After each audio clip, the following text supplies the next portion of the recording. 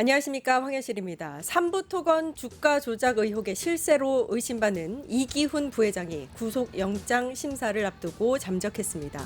밀항시도 정황이 포착된 가운데 김건희 특검이 은신처를 쫓고 있는데요. 2023년 우크라이나 재건 사업을 빌미로 주가를 띄우고 수백억 원대 부당 이득을 챙긴 이 드라마 같은 사기극을 보면 권력의 권력 라인이 움직인 타이밍과 맞아 떨어집니다. 특히 우크라이나 재건 포럼의 핵심 무대에 당시 국토부 원희룡 전 장관이 직접 참석했고 윤석열과 김건희가 포럼 2개월 후 우크라이나를 현지를 방문했는데 이때 삼부토건 주가가 급등했죠. 정권과 기업이 짜고 친 초유의 금융사기국에 총괄 기획자 밀항 시도가 포착된 건데요. 이기훈 누구의 죄를 덮으려고 도망갔습니까? V제로 김건희입니까? 자, 이제 진실의 시간입니다. 하루빨리 자수해서 죄를 낱낱이 고하기 바랍니다. 7월 21일 끝장 뉴스 시작합니다.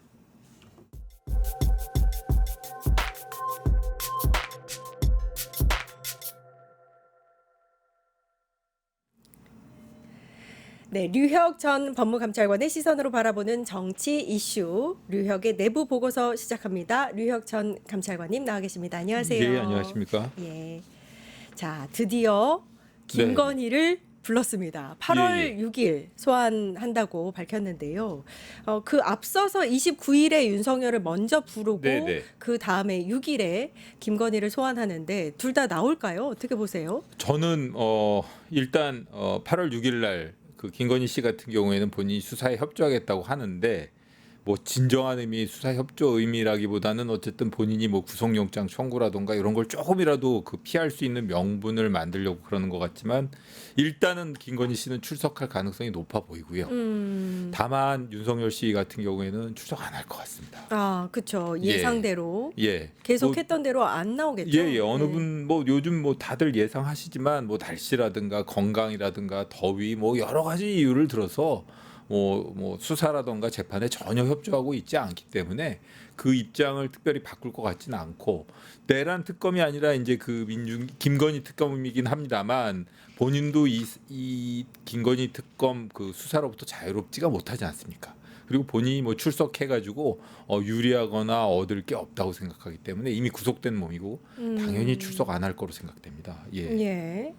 김건희를 언제 부르느냐에 대해서 좀 여러 네네. 가지 시각차가 있었어요. 네네. 김건희 이제 그 전문가들 의견에 따르면 네. 김건희의 주변 인물들부터 조사해서 확실한 증거들을 잡은 이후에 김건희를 소환 조사할 것이다. 이렇게 얘기가 있었는데 네네. 그러면 이 시점에서 불렀다는 거는 어느 정도 좀 이제 증거들이 이제 수집이 됐다고 보면 될까요? 저도 그렇게 생각합니다. 아. 예, 어느 정도 증거가 다 수집이 됐고 사실은 뭐 그 김건희 특검 시작한 이후에 여러 가지 제보들이 너무 많은 제보가 들어와 가지고 그거를 선별하는 것만으로도 참 힘들다라는 그 얘기를 할 정도로 지금 뭐 상당히 업무 부담이 많아지고 있는 상황이라 하지 않습니까? 예. 그리고 지금 김건희 특검의 경우에는 뭐 비록 김건희 씨나 윤석열 씨 이 두 사람을 부르진 않았지만 이 관련된 인물이라든가 이런 사람들에 대해서 계속 소환 조사를 하고 압수수색을 하고 계속 뭐 하루도 노는 날 없이 열심히 수사를 해왔거든요. 그렇기 때문에 이제 8월 6일 정도가 되면 김건희 씨를 소환 조사해서 김건희 씨 최종적인 입장을 듣고 아마 신병을 결정할 수 있을 정도로 충분한 수사가 됐다. 이렇게 판단해서 8월 6일로 날짜를 정해서 소환한 거라고 생각합니다. 이것도 예. 궁금합니다. 오늘이 21일인데 네네. 29일에 윤석열 부를 거야. 네. 6일에 김건희 부를 거야. 이거를 오늘 미리 이렇게 얘기한 이유하고 네네. 윤석열부터 부르고 또 한 일주일 상간 이후에 김건희를 부르는 이유가 따로 있을 것 같아요. 두 가지입니다. 하나는 이렇게 8월 6일이라는 건 지금 보름 정도 남아 있지 않습니까? 충분한 시일이라던가 이런 걸 주고 소환을 했는데 그런데도 불구하고 출석에 불응하겠느냐. 뭐 예를 들면 변호인 선임이라던가 뭐 여러 가지 이유를 들어서 출석에 불응할 가능성이 있거든요. 너무 촉박한 기일을 정한다면. 그리고 또 하나는 8월 29일 날 윤석열 씨를 소환하는 것은 윤석열 씨는 어떻게 보면은 본인이 공범이자 피의자이기도 하지만 김건희 씨 사건에 대한 중요 참고인일 수도 있습니다. 두 가지 지위를 같이 가지고 있거든요. 주요한 참고인이면서 물론 당연히 피의자가 되겠죠. 그렇기 때문에 김건희 씨를 최종적으로 사법 처리를 하기 위해서는 이 윤석열 씨 입장도 들어봐야 될 거 아닙니까? 경우에 따라서는 조사를 받는다면 윤석열 씨 같은 경우에는 이 판단이 좀 이상하고 본인이 무슨 말을 하는지 본인 언행의 그 최종적인 결과가 어떻게 될지 잘 모르기 때문에 예. 뭐 만약에 출석해서 진술한다고 치면은 김건희 씨한테 불리한 진술을 할 수도 있어 보이거든요. 어떤 면에서는. 예. 뭐 그렇기 때문에 어쨌든 참고인의 성격과 피의자의 성격을 같이 가지고 있으니까 먼저 소환해서 조사를 하는 형식을 취하고 그게 불발이 되거나 혹은 뭐 그 보완 조사해야 될 부분이 있으면 6일까지 보충을 해서 6일 날 김건희 씨를 소환해 갖고 조사하려는 그런 일정이 아닐까 한번 생각해 봤습니다. 네, 네. 네. 방금 이제 윤석열이 주요 참고인이자 피의자로서의 성격을 둘 다 갖고 있다 이렇게 네네. 말씀하셨는데 보통 이렇게 수사를 하면 네네. 주요 피의자 같은 경우에는 동시에 불러서 다른 방에 각각 놓고 말 맞추기를 좀 못하게 하는 그런 작전도 쓰지 않나요? 그런 경우도 있습니다. 그런 경우도 있는데 그런 경우에는 좀 비교적 이렇게 수사 시간이라던가 이런 게 뭐 간단한 사건. 예를 들어 뭐 이 사람이 훔쳤냐, 저 사람이 훔쳤냐, 둘 중에 한 사람 이렇게 간단한 질문이지 않습니까? 예. 그런 건데 지금 이 김건희 씨 사건의 경우에는 워낙 양이 많아가지고요. 이걸 갖다가 이렇게 뭐 한두 개 질문이라면 그렇게 양쪽 방에 이제 따로 두고 서로 간에 이렇게 뭐 죄수의 딜레마라 그러나요? 뭐 네네. 그런 걸 이용해서 수사를 할 수도 있는데 이 경우는 사실 뭐 이미 두 사람 사이 뭐 이렇게 오랜 시간이 지났고 이 사건의 성격이라든가 이런 것 때문에 그런 상황을 이용해서 수사하기에는 적절치 않은 사건. 그렇군요. 예, 예. 윤석열이 만약에 이제 출석에 불응하면 앞서서 출석 불응한 건 이제 내란 특검이니까 네, 그렇죠. 김건희 특검은 이 불응에 어떻게 대처를 할 것이냐가 좀 또 궁금증 중에 하나입니다. 그렇습니다. 사실 그 내란 특검에서는 구속영장이 발부가 돼서 구속 수감을 했는데도 불구하고 출석에 응하지 않으면서 그러니까 그 수사기관의 출석 요구에 응하지 않으면서 계속 구치소에 그냥 속된 말로 틀어박혀 있어서 나오질 않는 거죠. 예, 예. 그러고 있었는데 이 사건의 경우에는 별개 사건입니다. 그렇죠. 별개의 사건이니까 만약의 경우에 이 수사기관의 정당한 출석 요구에 응하지 않는다면 그 실효성 여부를 떠나서 그 별도로 체포영장을 청구해서 발부받는 것도 법률적으로 불가능하지 않습니다. 체포영장 청구. 예, 그렇습니다. 그리고 그 구속영장의 경우에는 지난번에 뭐 구속영장의 효력 때문에 내란 특검의 경우에는 구속영장의 효력에 인치지위도 있으니까 왜 교도관들 왜 그랬었죠. 본인들 책임 피하려고 왜 이 인치명령에 안 따르느냐 이렇게 이제 교도관들하고 좀 문제가 생겼는데 체포영장을 발부받으면 직접 가서 잡아와도 됩니다. 그게 그렇기 때문에 사실 윤석열 씨처럼 이렇게 법 질서를 무시하거나 이런 식으로 출석에 불응하는 그런 피의자에 대해서 이 혜택을 줄 이유는 없거든요. 그렇기 때문에라도 저는 제 생각에는 이 체포영장 청구도 한번 고려해볼만하지 않나 이렇게 생각합니다. 예. 김건희가 일주일 후에 소환되기 때문에 네. 압박 차원에서 좀 강하게 나올 수도 있겠다 이런 생각이 들긴 강하게 하네요. 할 필요도 있죠. 그리고 네. 뭐 아까 지금 뭐 생각해 보면은 일주일이라는 기간 동안 불출석하는 경우에는 또 다시 한 번 정도 다시 출석 요구를 중간에라도 하고 그렇게 해가지고 김건희 씨를 8월 6일에 소환할 수도 있지 않을까 이런 생각이 듭니다. 그리고 사실 그 윤석열 씨 같은 경우에 내란 특검의 경우에는 뭐 몇 가지 이유를 들면서 뭐 국가기밀이 군사기밀이 유출되네 뭐 그다음에 뭐 여러 가지 뭐 잘못됐네 뭐 이런 얘기를 하면서 지금 내란 특검의 기소를 막 비난하지 않았습니까? 예. 근데 이 김건희 씨 특검의 경우에는 지금 여태까지 본인들하고 이렇게 대면하거나 혹은 문제가 될 만한 경우가 없었단 말이죠.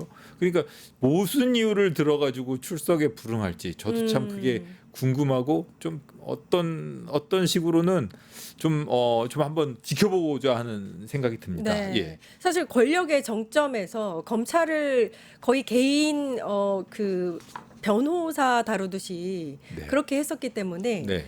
황제 조사 이야기도 있었어요. 명품 수수 사건, 도이치모터스 그렇습니다. 주가 조작 예. 사건 때는 검사들이 핸드폰 다 반납하고 다른 건물로 불러서 황제 수사를 받았잖아요. 이번에는 어떻게 받을지 좀 그 그림이 좀 상상이 안 되긴 합니다. 저도 저는 원래 뭐 이런 얘기하면 좀 그렇지만 법대 출신도 아니고 사실 제가 검사라는 직업을 생각해가지고 갔는데 검찰 조직을 이렇게까지 망가뜨린 사람이 있을까 하는 생각이 들고요. 이 전화기를 맡기고 피의자가 원하는 장소에서 원하는 방식으로 조사를 하는 경우를 저는 본 적이 없습니다. 예. 사건 말고는. 그런 점에서라도 저도 참 이게 말도 안 되고 좀 뭐 이렇게 아주 차분하게 말씀드리려고 하지만 좀 화도 많이 나고 그렇거든요. 이번에는 특검에서는 그런 걸 받아줄 리도 없고 받아줄 사람도 없습니다. 예. 그러니까 아마 8월 6일 날 출석하라는 요구에 일단 순순히 따르는 듯한 모습을 보이는 것 같은데 사실은 뭐 실질적으로 그날도 100% 특검이 요구에 따를 것인지 아니면은 무언가 또 작은 틈을 찾아가지고 본인의 이렇게 그 요구 조건을 내세울지는 두고 봐야 할 것 같습니다. 예. 일단 김건희 측에서 협조하겠다라고 입장을 밝히긴 했는데 아직 모른다 이렇게 네네. 말씀하신 거고요. 김건희 특검 이야기를 좀 더 나눠보자면 네네. 주요 이제 혐의 중에 하나가 삼부토건 주가 조작이 떠오르고 있습니다. 네, 그렇습니다. 그러니까 우크라이나 재건 사업을 통해서 삼부토건의 주가를 예. 조작해서 한 389억 원이었나요? 네네. 69억 원, 369억 원의 부당 이득을 챙긴 혐의를 받고 있는데 이 의혹의 그림자 실세, 그러니까 총괄 기획자라고 알려져 있는 이기훈 부회장이 밀항을 시도하고 있는 것으로 지금 알려져 있어요. 네네. 특검 측에서 굉장히 좀 적극적으로 이 사람의 신변 확보에 나설 것 같은데 어떻게 보고 계세요? 저도 뭐 당연히 이 주범이라고 불리는 인물이고 사실 뭐 이 사건 이외에도 여러 가지 뭐 사건으로 뭐 잘못된 주가 조작이라든가 이 자본 시장을 좀 이렇게 교란시킨 그 주요 범죄자라고 지금 지목되는 사람이기 때문에 당연히 법적 책임을 물어야 할 것으로 보이고요. 지금 우리 또 다른 사람들은 다 구속됐지 않습니까? 예. 그러니까 아마 본인이 일단 형사처벌을 피할 목적으로 도망다니려고 하는 것 같은데 반드시 검거해가지고 책임을 물어야 될 사람이 아닌가 싶습니다. 그리고 이게 지금 특검만 일단 피하고자 하는 입장에서 특검이라는 건 시간 제한이 있지 않습니까? 그리고 나면 그 이후에 또 다시 뭐 검찰이라던가 이런 데서 수사를 하게 되면 본인이 예전에 그 수사가 막 이렇게 지연되고 검찰에서 좀 오랫동안 시간을 끌고 좀 국민들이 보기에 답답해 하실 만큼 좀 수사가 늦어졌지 않습니까? 그런 걸 노리고 이렇게 본인이 일단 소나기는 피하자 이런 심정으로 도망다닌 모양인데 그 특검에서는 그런 점까지 고려해가지고 확실하게 그 혐의 유무라던가 그리고 또 지금 공범들을 이미 구속해 놨지 않습니까? 예. 공범에 대해서 기소를 하면 이 주범 이기훈에 대해서는 공소시효가 진행이 안 됩니다. 그러니까 그런 조치까지 철저하게 취해가지고 우선 잡아야 될 것 같고요. 어떤 식으로든 잡아야 될 거고 검거를 해야 될 것이고 그 다음에 설령 그 특검에서 검거를 못한다면 앞으로라도 반드시 처벌할 수 있도록 철저한 조치를 취해야 될 것 같습니다. 우선은 검거해줬으면 좋겠습니다. 예. 예. 일단 17일에 구속영장 실질심사에 나오지 않았고 네네. 일부 보도에 따르면 18일에 강남 도처의 어떤 호텔에서 네. 밀항을 시도할 것이다 이런 이야기를 한 걸로 알려져 있습니다. 네네. 보통 이렇게 되면 이제 밀항을 도주 중인 피의자를 잡기 위해서 어떤 뭐 과정을 거치나요? 우선은 그 주변에 있는 사람들 제가 이거 말씀을 드려도 되나 모르겠는데 왜요? 주변의 경우에는 보통은 주변에 있는 사람들 모든 사람들의 요즘 휴대전화가 제일 중요하지 않습니까? 예. 그러니까 휴대전화를 전부 다 이 관련자들의 휴대전화를 전부 다 분석을 합니다. 분석을 하다 보면 그게 지금 그 피의자라든가 도주 중인 피의자가 사용하고 있는 차명폰으로 추정되는 폰 같은 게 나올 수가 있습니다. 오. 그게 이제 이렇게 프로그램 같은 게 있어가지고요. 하다 보면 이제 딱 이렇게 몇 개가 의심되는 게 나오고 그 폰의 통화 내역과 통신 기지국을 조회하면 대략 실제로 밀항을 했는지 그리고 어디가 있는지 이런 게 나옵니다. 결국 제일 중요한 거는 지금 현재 도주 중인 사람이 요즘은 휴대폰 없이 도주하는 경우가 없기 때문에요. 예. 그 사용하고 있을 것으로 추정되는 그 휴대폰을 발견하는 거 그게 첫 번째입니다. 그게 이제 어떤 경우에는 어떻게 보면 뭐 속된 말로 그 수사하는 사람들 귀인이 나타나서 그 사람이 지금 이 번호를 사용하고 있다라고 알려주는 경우도 있고요. 지금 제가 말씀드린 것처럼 여러 사람들 주변에 있는 여러 사람들 평소에 연락을 해왔던 여러 사람들의 통화 내역 전체를 이렇게 프로그램 같은데 집어넣어가지고 그 필요로 그 사용할 것으로 추정된 이거 수사 기밀인데요. 수사 수사 기밀 알려주고 그러니까 네네. 여러 가지 생체 반응을 예, 여러 가지 예. 본다는 말씀이시죠. 네, 뭐 그렇습니다. 신용카드를 신용카드도 쓸 수도 가능하고 있고, 뭐 여러 가지가 가능합니다. 현금을 달라고 주변에 요구를 예. 할 수도 근데 있고. 제일 확실하고 위치를 파악할 수 있는 것은 실시간으로 위치를 파악할 수 있는 것은 휴대전화이기 때문에 휴대전화가 가장 좋은 추적 방법 중에 하나죠. 예. 잡힐 거라고 보세요? 저는 잡힐 거라고 봅니다. 어. 예, 잡힐 거라고. 이게 뭐 본인이 뭐 옛날에 그 세월호 유병원 씨 같은 경우에 보면은 뭐 그때도 뭐 밀항을 했느니 뭐 이런 얘기를 했지만은 결국 뭐 야산에서 이렇게 뭐 변사체로 발견되지 그렇죠. 않았습니까? 예. 그런 것처럼 사실은 저도 그때 제가 관할 지청장으로 있는 관할 항구에 나타났다 그래가지고 그 관할 그 경찰서 분들하고 다 나가가지고 저희 이렇게 그 항구에 이렇게 직접 나가가지고 직원들하고 같이 기다린 적도 있어요. 뭐 잠복 형태라고 해야 되나?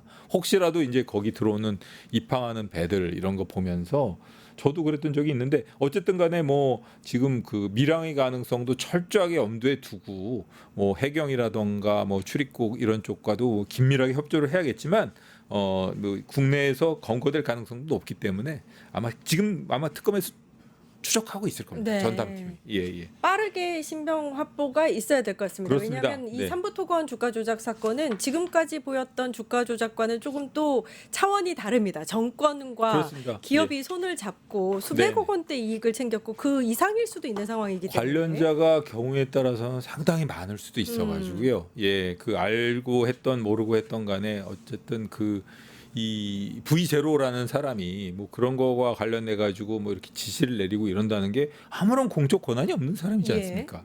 그런데 그런 연결고리 혹은 또 그런 지시를 내린 행동을 했다면 그 점에 대해서는 분명히 책임을 물어야 될 겁니다. 네. 그러니까요. 이 대통령과 영부인이라는 신분을 이용해서 그렇습니다. 기업의 주가를 조작해서 이익을 챙겨 쓸 수도 있는 네네 그렇습니다. 네, 그런 혐의이기 때문에 좀 빠르게 신병 확보가 있었으면 좋겠고요. 또 도망간 사람이 한 명 더 있는데 네네. 김건희 집사 김예성 씨 예, 지금 맞습니다. 행방을 쫓고 있는데 제2국으로 도주했을 가능성도 나오고 있습니다. 네. 이 경우에는 이제 그 15일에 태국으로 입국했다라는 KBS 보도가 있었는데 예. 이렇게 외국으로 이제 도망을 갔을 경우에 인터폴 수사 공조 협조를 구하잖아요. 네네. 잡기가 어렵나요, 쉽나요? 이게 결국 의지의 문제입니다. 의지, 그리고 누구의 의지인가요?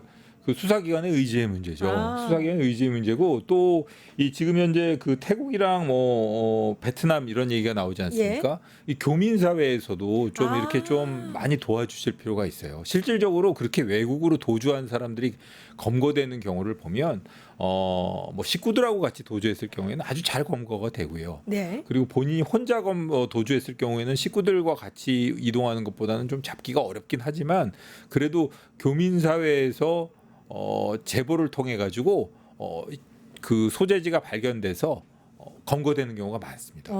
그리고 요즘에는 뭐 태국이라든가 필리핀이라든가 이런 경우에는 우리나라 경찰관들이 이렇게 교환 근무를 하고 또는 그 영사로도 파견되어 있고 이런 나라들이기 때문에 우리 그 현지에 있는 경찰관들이 협조를 얻을 수도 있거든요. 예. 그러니까 교민 여러분들께서도 저 주변에 이거 뭐 간첩 그거 하는 것처럼 그런데 주변에 혹시라도 저 이렇게 좀 의심되는 사람들 네. 좀 새로 나타난 뭐 한국에서 온 교민들이 있다면 좀 한번 주의 깊게 좀 잘 살펴보실 필요도 있지 않나 이런 생각이 듭니다. 그래야겠네요. 그다음에 또 한 사람이 있죠. 통일교. 네네. 윤영효 전 세계본부장인데 수천만 원대의 그 그라프 목걸이, 그다음에 이제 샤넬백 이런 것들을 금품을 네네. 전달받은 혐의를 받고 있습니다.